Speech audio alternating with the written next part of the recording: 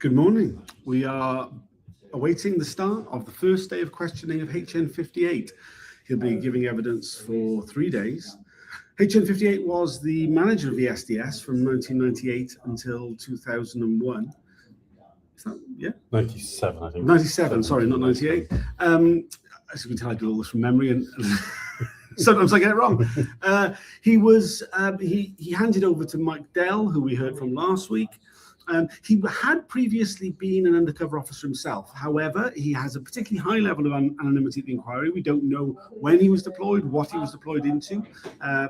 He will be giving evidence remotely. We won't see his face. And as I understand it, we won't even hear his real voice. When he was given anonymity back in 2017, it was controversial. It was believed. We were told that he hadn't deceived any women in sexual relationships, and it turned out that the reason for that was that he'd been in a long-term marriage and was still married to the same woman. Mitting defended this position, saying that maybe he's naive and old-fashioned, but that's what he thinks. A farce. However, we are where we are. At the time, we didn't realise that he wasn't going to be having his voice scrambled. I don't know why they've done this. It seems a bit ridiculous to me. I'm John McDonald Driscoll of the Undercover Research Group. What can we expect from HN58? Well, he covers a really important period. So as you said, he precedes Dell, but he also succeeds Edmondson and Lambert. So it's 58, and then at the end of the week we'll have 53, his deputy. And it's such a big period. McPherson, spying on the Lawrence family, spying on the Real family, June the 18th, Hampshire Mink release. Some of the biggest moments in SDS history are on his watch. There's a lot of questions for him. It's quite shocking that he has claimed such immunity, given how important he is and how much there needs to be accounting for the decisions. He's the DCI, Detective Chief Inspector, running the unit. He's the one the book stops with, and he's running scared. Yeah, he is very much. It's always very frustrating when we have the voice modulation in play.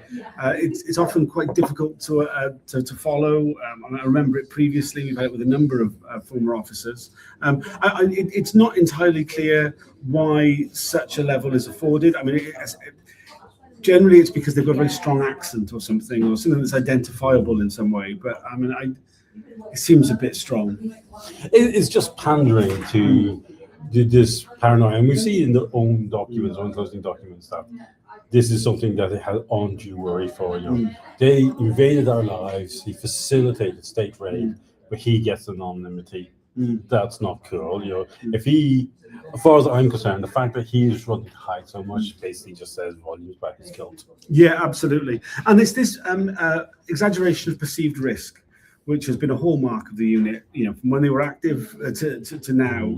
This idea that somehow they're in terrible, terrible danger, which, as we've seen from numerous investigations into it, just simply isn't borne out by the evidence. But also you hear over the way the managers have been speaking, the SDS, SWP, or this, violent, dangerous organization. It's just like, if only you could see. It's like, haven't you heard the witness statements? Globalized resistance is about to topple the government. There's fighting on the streets.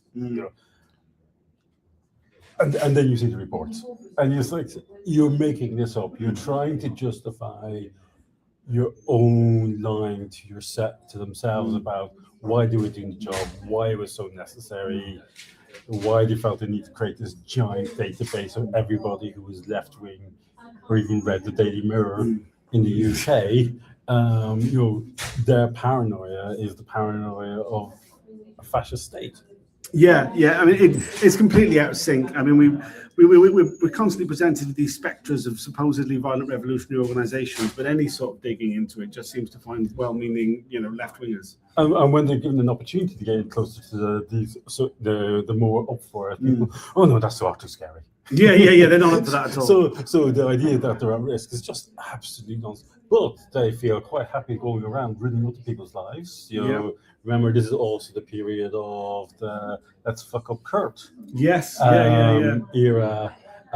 This is also the era when Jenner is still in a relationship with Alison.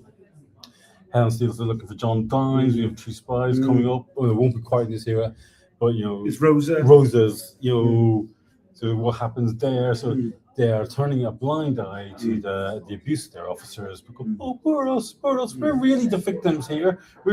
Our officers suffered so much going out into the field with these dangerous, scary lefties. It's like, oh, fuck off. Yeah, absolute nonsense. I mean, we have heard from Tiddy and Greenie, who were both detective sergeants during this period. Of course, we've got Tiddy's infamous female antenna file note, which shows that they were fully aware of the fact that Boiling and Jenna were in sexual relationships, cohabiting with their targets, and that this was seen as unassailable bona fide about their deployments. We are going to get a lot of, but that document, which any reasonable person would read as, relationship. Oh no, it doesn't quite say that.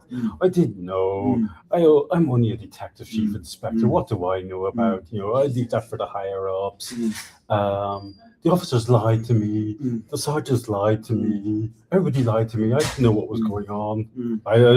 Unfortunately, I predict there's going to be a lot of them. The good, and this is why it's a shame it's not being it's audio only, because you don't get to see the documents. The documents are really clear.